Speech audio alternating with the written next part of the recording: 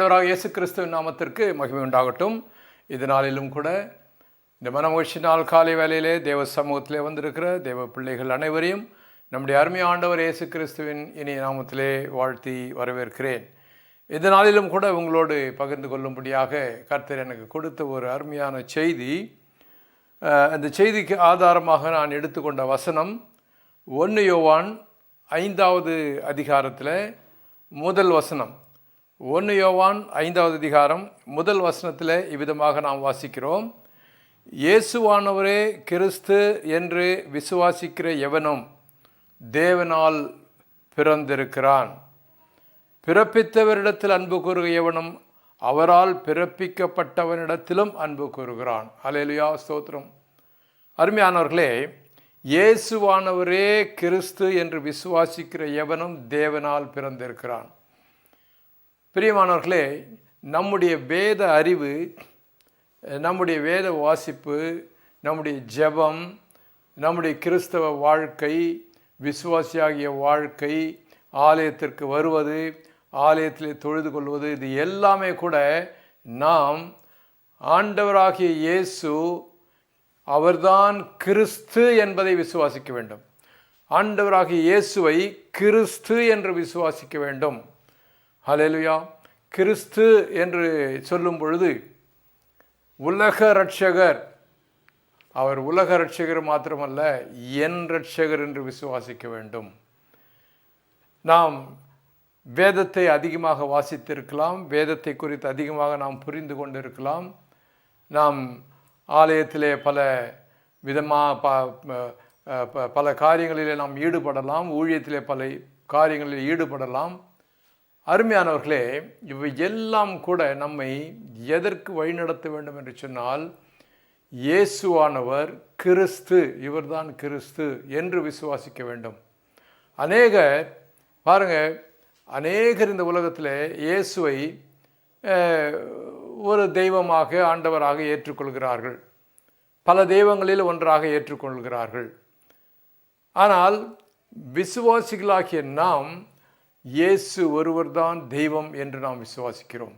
அது மாத்திரமல்ல, இவர் கிறிஸ்து என்று விசுவாசிக்க வேண்டும். கிறிஸ்து என்று சொல்லும்போது இரட்சகர், உலகத்திற்கு இவர்தான் இரட்சகர். பரலோகத்திலிருந்து அனுப்பப்பட்ட, பரலோகத்திலிருந்து பூலோகத்திற்கு வந்த, பூலோக மனுமக்களை ரட்சிக்கும்படியாக, ஆத்ம ரட்சிப்பு, சரீர ரட்சிப்பு எல்லாவற்றையும் கொடுக்கும்படியாக வந்தவர் இவர் ஒருவர்தான் கிறிஸ்து என்று விசுவாசிக்க வேண்டும். பாருங்கள், நாம் வாசிக்கிறோம்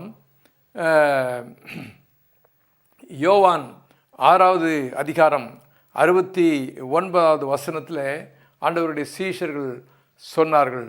யோவான் 6:69, நீர் ஜீவனுள்ள தேவனுடைய குமாரனாகிய கிறிஸ்து என்று நாங்கள் விசுவாசித்தும் அறிந்தும் இருக்கிறோம் என்கிறார்கள். ஆண்டவராக இயேசுவை பார்த்து சொல்கிறார்கள், நீர்தான் கிறிஸ்து, நீர்தான் உலகத்தை ரட்சிக்கும்படியாக அனுப்பப்பட்டவர், நீர் ஒருவர்தான் என்பதை நாங்கள் விசுவாசிக்கிறோம், அதை அறிந்திருக்கிறோம் என்று சீஷர்கள் அறிவிக்கிறார்கள். தங்களுடைய விசுவாச அறிக்கையை வெளியிடுகிறார்கள். பிரியமானவர்களே, இப்படி 2000 வருஷங்களுக்கு முன்பதாக இந்த உலகத்திலே இயேசுவாக பிறந்தவர்தான் கிறிஸ்து, அவர்தான் உலக மக்களை ரட்சிக்கும்படியாக வந்த இரட்சகர் என்பதை விசுவாசிக்கிற யாருமே தேவனால் பிறந்தவர்கள் என்று வேதம் சொல்கிறது. ஹல்லேலூயா, ஸ்தோத்திரம். பாருங்கள், கிறிஸ்து, இயேசு கிறிஸ்து என்று சொல்லும் பொழுது அது இயேசு கிறிஸ்துன்னு சொல்லும்போது அது அவருடைய செகண்ட் நேம் அல்ல, 2வது பேர் அல்ல. இயேசு கிறிஸ்துன்னு சொல்லும்போது அது 2வது பேர் அல்ல, அது அவருடைய பட்டப்பெயர். கிறிஸ்து என்பது அவருடைய டைட்டில், பட்டப்பெயர். இயேசு என்பவர் இரட்சகர். பாருங்கள், அதான் நம்ம வாசிக்கிறோம் மத்தேயு 1 அதிகாரம் 16வது வசனத்தில். மத்தேயு 1 அதிகாரம் 16வது வசனத்தில், நீ யாக்கோபு மரியாளுடைய புருஷனாகிய யோசேப்பை பெற்றான், அவளிடத்தில் கிறிஸ்து என்னப்படுகிற இயேசு பிறந்தார். பாருங்கள், மறுபடியும் வாசிக்கிறோம் பாருங்கள். யாக்கோபு மரியாளுடைய புருஷனாகிய யோசேப்பை பெற்றான், அவளிடத்தில், அதாவது மரியாளிடத்தில் கிறிஸ்து என்னப்படுகிற இயேசு பிறந்தார். கிறிஸ்து என்று அழைக்கப்பட்ட, கிறிஸ்து என்ற ஒரு ஒரு பட்டப்பெயர் கொடுக்கப்பட்ட இயேசு பிறந்தார். இயேசு கிறிஸ்து என்று வேதத்தில் அழைக்கப்படுகிறது. நாமும் இயேசு கிறிஸ்து என்று அழைக்கிறோம். அது நமக்கு நம்ம பேர்லாம் பார்த்திங்கன்னா ரெண்டு பேர் வரும் இல்லையா? சில பேர் அப்பா பேரை முன்னால் வைப்பாங்க, அப்பா பேரை பின்னால் வைப்பாங்க. அப்படி 2 பேர் வரும். First name, second name. நம்ம ரெஸ்யூம் இல்லை பயோடாட்டா அதெல்லாம் எழுதும்போது, நம்ம டீட்டெயில் எழுதும் பொழுது சர் நேம்னு எழுதுவாங்க, ஃபர்ஸ்ட் நேம் செகண்ட் நேம்னு எழுதுவாங்க. இப்படியாக இவருடைய ஃபர்ஸ்ட் நேம் செகண்ட் நேம் கிடையாது. கிறிஸ்து என்பது செகண்ட் நேம் கிடையாது. இது அவருடைய பட்டப்பெயர். அவர் இரட்சகர். அவர் இரட்சகர் என்பதை உறுதிப்படுத்துகிற பெயர் இயேசு கிறிஸ்து. கிறிஸ்து என்ற இயேசு. பாருங்கள், கிறிஸ்து என்பது நீங்கள் புதிய ஏற்பாட்டில் தான் இந்த வார்த்தையை நாம் பார்க்க முடியும். கிறிஸ்து என்பதற்கு அபிஷேகம் பண்ணப்பட்டவர், இரட்சகர் என்று பொருள். இரட்சகர் என்று பொருள் அது புதிய ஏற்பாட்டில் காணப்படுகிறது. ஏன் என்று கேட்டால் அது கிரேக்க பதம். பழைய ஏற்பாட்டில் நீங்கள் பார்க்கும்போது மேசியா என்று சொல்லப்படுகிறது. மேசியா தானியேலை நீங்கள் பார்க்கும் பொழுது தானியேல் 9வது அதிகாரம் 25வது வசனத்தில் தானியேல் 9:25 நீங்கள் வாசிக்கும் பொழுது, இப்பொழுதும் நீ அறிந்து உணர்ந்து கொள்ள வேண்டியது என்னவென்றால், எருசலேமை திரும்ப எடுப்பித்து கட்டுவதற்கான கட்டளை வெளிப்படுவது முதல் பிரபுவாகிய மேசியா வருமட்டும் 7 வாரமும் 62 வாரமும் செல்லும். அதாவது மேசியா இந்த உலகத்திலே வருவதற்கு எவ்வளவு காலம் செல்லும் என்பதை தானியேல் தீர்க்கதரிசிக்கு வெளிப்படுத்தப்பட்டது. அப்போ பிரபுவாகிய மேசியா, மேசியா என்பவர் ரட்சிகர். அதுபோல பழைய ஏற்பாட்டிலே மேசியா மேசியா மேசியா என்று பல இடங்களில் சொல்லப்பட்டிருக்கு. மேசியா என்றால் இரட்சகர், இந்த உலகத்தை ரட்சிக்க வருவார், குறிப்பிட்ட காலத்திலே வருவார் என்று பழைய ஏற்பாட்டிலே எதிர்பார்த்து கொண்டிருந்தார்கள் மேசியா. இந்த மேசியா என்ற பதத்திற்கு, மீட்பர் இரட்சகர் என்ற இந்த பதத்திற்கு புதிய ஏற்பாட்டு காலத்தில் வரும்பொழுது கிரேக்க மொழிபெயர்ப்பில் கிரேக்கத்தில் கிறிஸ்து என்று அழைக்கப்பட்டது. ஆகவே நீங்கள் புதிய ஏற்பாட்டில் மேசியா என்று பார்க்க மாட்டீங்க, கிறிஸ்துன்னு தான் பார்ப்பீங்க. ஆனால் பழைய ஏற்பாட்டில் கிறிஸ்துன்னு பார்க்க மாட்டீங்க, மேசியான்னு தான் பார்ப்பீங்க. மேசியா என்ற எபிரேய பதத்திற்கு கிரேக்க பதத்தில் கிறிஸ்து என்று மொழிபெயர்ப்பு. ஆகவே கிறிஸ்து என்றால் இரட்சகர்.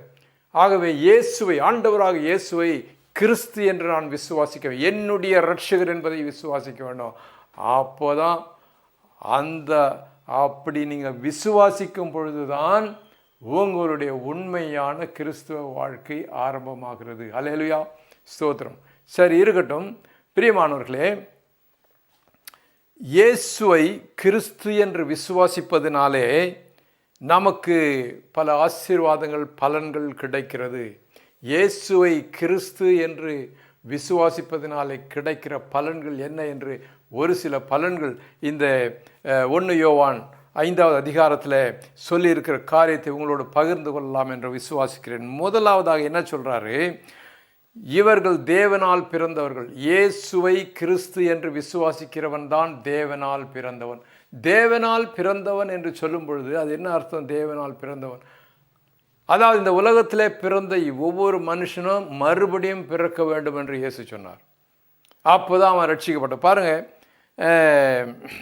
யோவான் சுவிசேஷம் 3வது அதிகாரம் 3வது வசனத்தில் நிக்கோதேமு என்ற யூத அதிகாரி வந்து இயேசுவினிடத்தில் பேசி கொண்டிருந்த போது இயேசு அப்போ தான் சொல்கிறாரு, அந்த யூதர்களுடைய ஒரு அதிகாரிக்கு சொல்கிறார் இயேசு. அப்போ தான் இந்த சத்தியத்தை வெளிப்படுத்துகிறார். என்ன சொல்கிறாரு?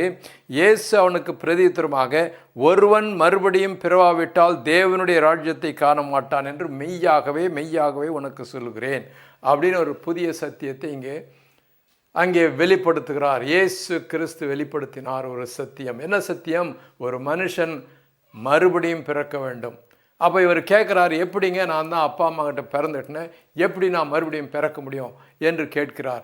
அதற்கு யோவான் சுவிசேஷத்தின் 1 அதிகாரத்திலேயே நமக்கு பதில் வந்து விட்டது. பாருங்கள், யோவான் சுவிசேஷம் 1 அதிகாரம் 12வது வசனத்தை நாம் வாசிக்கும் பொழுது, அவருடைய நாமத்தின் மேல் விசுவாசம் உள்ளவர்களாய் அவரை, கிறிஸ்துவை இயேசு கிறிஸ்துவை ஏற்றுக்கொண்டவர்கள் எத்தனை பேர்களோ அத்தனை பேர்களும் தேவனுடைய பிள்ளைகளாகும்படி அவர்களுக்கு அதிகாரம் கொடுத்தார். அப்போ தேவனுடைய பிள்ளைகளாக பிறக்கிறாங்க. இயேசுவை கிறிஸ்து என்று விசுவாசித்து ஏற்றுக்கொள்கிறவர்கள் மறுபடியும் பிறக்கிறாங்க. என்ன பிறக்கிறாங்க? தேவனுடைய பிள்ளையாக பிறக்கிறாங்க. முதல்ல பிறந்த மனுஷனுடைய பிள்ளை, எங்கள் அப்பா அம்மாவுக்கு மனுஷனுடைய பிள்ளையாக பிறந்தேன். இப்போ இயேசுவை நான் கிறிஸ்துவாக ஏற்றுக்கொள்ளும் பொழுது தேவனுடைய பிள்ளையாக பிறக்கிறேன். அப்போ தேவனுடைய புத்திரர்களாகும்படி நமக்கு அதிகாரம் கிடைக்கிறது. ஹல்லேலூயா. ஆகவே இயேசுவை கிறிஸ்து என்று விசுவாசிக்கிறதுனாலே வருகிற முதல் பலன் என்னன்னா, நாம் தேவனுடைய பிள்ளைகளாக பிறக்கிறோம். மனுஷனுடைய பிள்ளைகளாக இருக்கிற நாம் தேவ புத்திரர்களாக தேவ பிள்ளைகளாக பிறக்கிறோம். முதலாவதாக. ரெண்டாவதாக பாருங்க, நமக்கு என்னன்னா தேவனுடைய பிள்ளைகளாக பிறந்த பிறகு நாம் தேவனிடத்தில் அன்பு கூறுகிறோம். அப்படியே நம்மை போல தேவ பிள்ளைகளாக பிறந்த மற்றவர்களிடத்தில் அன்பு கூறுகிறோம். இந்த ஒரு பெரிய ஸ்லாக்கியம், ஒருவருக்கு ஒரு அன்பு கூறுகிற பெரிய ஸ்லாக்கியம் நமக்கு வருகிறது. முதலாவதாக தேவனிடத்தில் அன்பு கூறுகிற ஒரு ஸ்லாக்கியம் நமக்கு வருகிறது.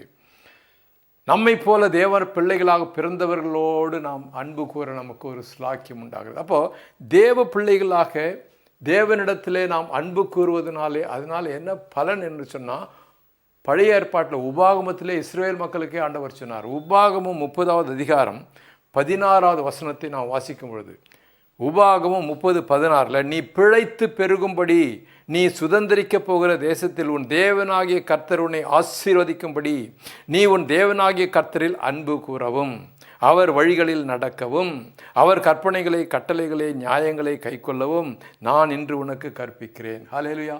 பாருங்கள் என்னென்ன நான் சொல்கிறார் பாருங்கள். உன் தேவனாகிய கர்த்தரிடத்தில் அன்பு கூறுகிற ஸ்லாக்கியத்தை பெறுகிறாய். அந்த ஸ்லாக்கியத்தை நீ பெறுகிறதுனால என்னன்னா, நீ பிழைத்து பெருகுவாய். நீ சுதந்திரிக்கிற நீ வாழ்கிற உன்னுடைய தேசத்தில் நீ பிழைத்து பெருகுவாய். ஹல்லேலூயா, ஸ்தோத்திரம்.